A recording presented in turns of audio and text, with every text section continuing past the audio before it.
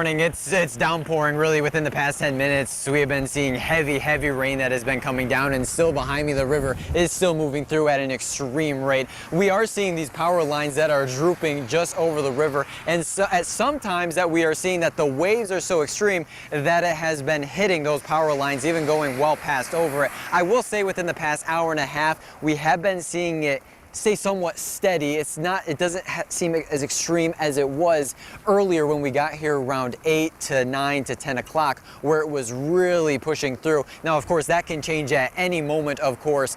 You still want to be extra cautious as it is still flooding in this area. US 87 was closed for quite some time earlier this morning.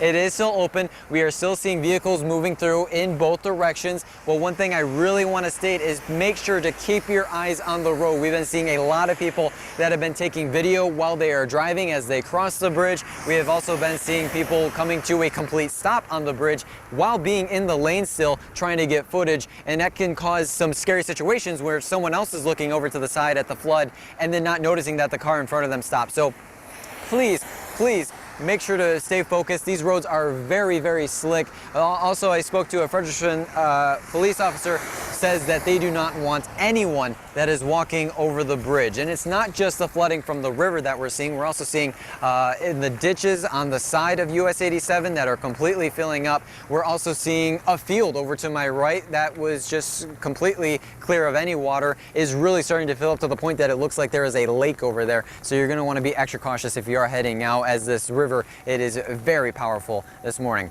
Reporting live in Fredericksburg, Michael Courier, KVUE News.